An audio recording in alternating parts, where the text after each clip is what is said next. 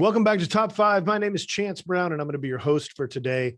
If this is your first time joining us on Top 5, typically what you see is you see me interviewing a thought leader, a business leader, a top producer in the real estate industry, and they're sharing 5 best practices that you can put in your business. Today, we're doing something a little different, and this is day 5 of a single topic each day of the week on a overriding subject.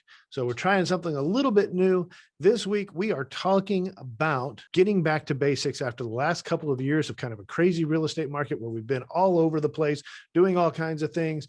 Our hair's been on fire. As you can see, if you're watching, mine went completely away. And we are working on getting back to some of the basics that are going to help us continue to grow and build our business despite whatever the market does, good or bad. So Monday, we talked about awareness, and we specifically talked about the daily disciplines that have to happen in your business and being aware of what those are and how long they take, building out a weekly schedule based on those things. On Tuesday, we talked about transparency, and that's taking that schedule and are we actually executing on it? Are we actually doing the things that we're doing? Are we getting up and going to work every day? And are we working a full work day? Also, during that time, are we investing our time in revenue generating activity? And what does that look like? And what do the results of that look like based on the time that we invest? If I spend 20 minutes making phone calls versus an hour, one would think that the hour would be more productive. Wednesday, we talked about focus. We know the things we need to do. We're actually doing them. Are they paying off? Where is our business coming from? And how do we focus our time, effort, and energy on the places that are going to give us the greatest return on our investment?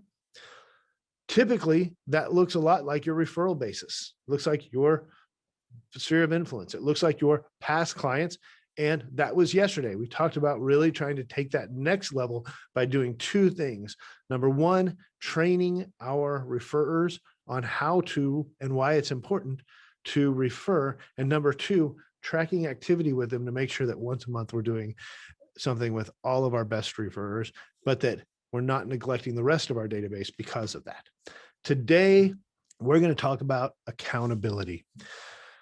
Accountability is often looked at in life as sort of a negative, and I want to turn that on its head and try to make a positive out of it.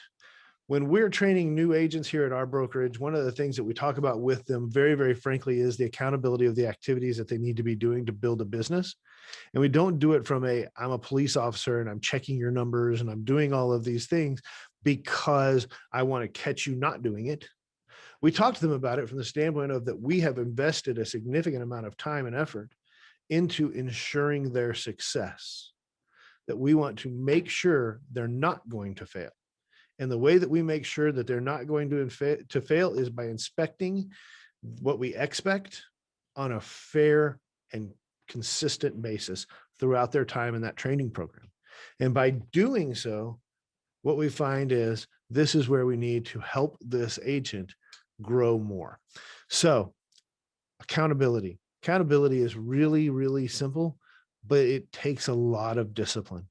So what we tend to see is people hire coaches, and you look at the coaching environment, and listen, I'm a huge proponent of coaching. I've had a coach for most of my professional life as a realtor, and I push people to coaching all the time. I get asked about it all the time. I love coaching, but if you really, really think about coaching from the standpoint of what it does, the main thing that coaching does is hold people accountable to the things that they need to be doing. I have to have, as an entrepreneur, somebody to answer to. That isn't my wife. That isn't me looking back at myself in the mirror. That is going to help me make sure I'm doing the things that I need to do. And so I hire a coach. Yeah, there's great best practices sharing. There's great nationwide networking opportunities. There's all these different things.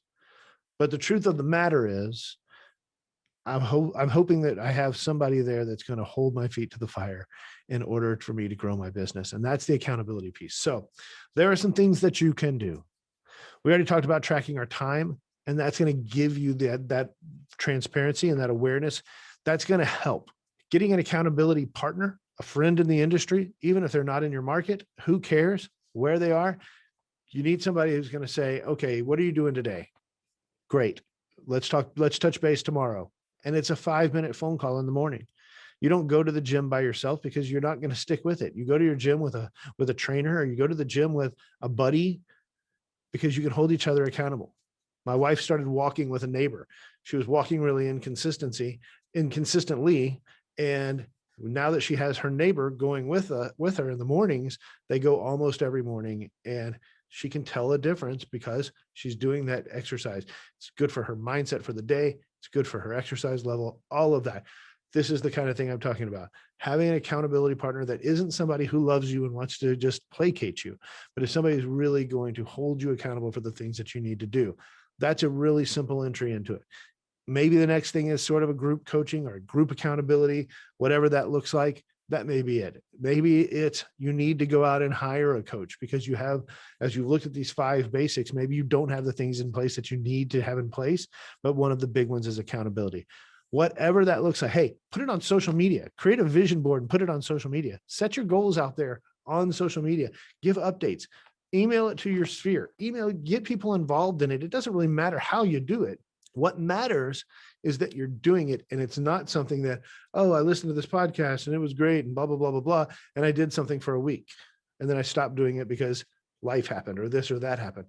No, have somebody there that when you get to work in the morning, you know that you've got to answer to that person for the things that you're supposed to do that day. And that is, for most realtors, something that's difficult to do on your own. So find that friend, spend 5 minutes in the morning, just getting, hey, this is what I did yesterday. I wasn't able to do this because of a client showing that happened or mess with a transaction or whatever. I'm going to do it today. Plus I'm going to do these 3 things. And then the next day, same thing. And just make it a habit. Make it one of those daily disciplines that we talked about on Monday.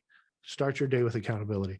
Start your day with accountability because you care about your business. You care about yourself. You care about your success. You care about your goals, and you care about them so damn much that you're not going to let yourself fail. You're not going to let yourself down. You're not going to let your why down. You're not going to let your kids, your family, whatever it is that is the motivating factor for the reason you do this business, you're not going to let them down because you care too damn much about it. That's why we hold ourselves accountable. That's why we need somebody to help us with that.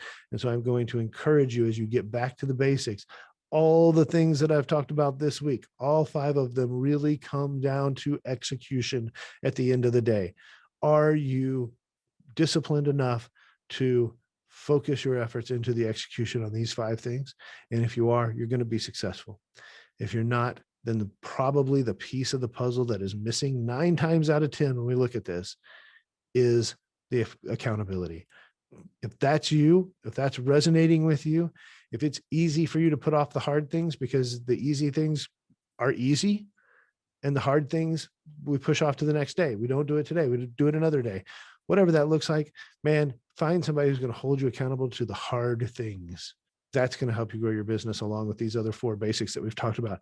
Hey, I hope that you have liked this format. We may bring it back depending on the feedback that we get. Instead of doing all 5 in one show and making a 45-minute to an hour-long episode, just make a bunch of, 5 to 10-minute episodes that cover a subject over the course of a week. We hope that you enjoyed it. We will be back soon with another episode of Top 5. Thank you for tuning in. Take care.